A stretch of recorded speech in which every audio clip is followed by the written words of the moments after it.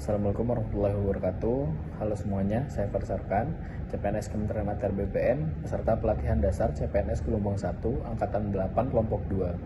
Hari ini saya akan mereview pembelajaran yang saya ikuti secara daring, sekaligus membagikan pemahaman saya terhadap materi yang sudah saya pelajari.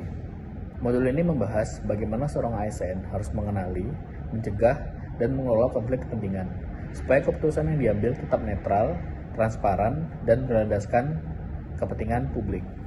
Konflik kepentingan sendiri memiliki definisi kondisi ketika seorang pejabat punya kepentingan pribadi yang bisa menguntungkan diri sendiri atau orang lain, sehingga mempengaruhi netralitas dan kualitas keputusan atau tindakan yang diambil.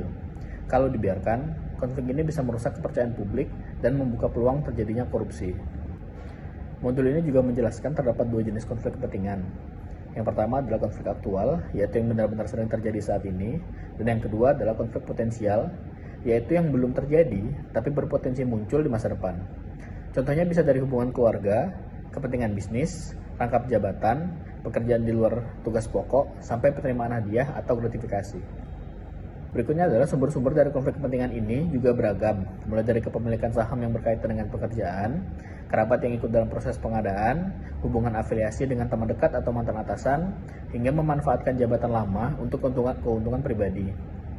Intinya, semua hal yang bisa mempengaruhi objektivitas kita sebagai ASN masuk kategori sumber konflik kepentingan. Terdapat beberapa langkah dalam pengelolaan konflik kepentingan. Yang pertama adalah mencatat daftar kepentingan pribadi setiap tahun supaya instansi tahu potensi konfliknya. Yang kedua adalah melakukan deklarasi kalau sedang menghadapi konflik kepentingan aktual.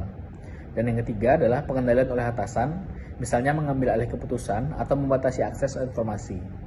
Ada juga masa tunggu selama 2 tahun bagi pejabat yang pindah jabatan agar tidak langsung terlibat dalam keputusan yang berhubungan dengan jabatan lamanya. Untuk saya pribadi, yang masih agak membingungkan adalah detail pengendalian konflik kepentingan oleh atasan, terutama bagaimana menilai apakah suatu konflik tidak berdampak besar sehingga pejabat yang bersangkutan masih boleh mengambil keputusan dengan pembatasan tertentu. Untuk mengatasi kendala tersebut, saya akan dengan aktif mencari penjelasan dari peraturan teknis yang berlaku, melakukan konsultasi langsung dengan atasan atau pejabat pengelola konflik kepentingan di instansi, dan mempelajari studi kasus yang nyata supaya punya gambaran yang jelas dalam penerapan di lapangan. Itulah refleksi pembelajaran saya hari ini.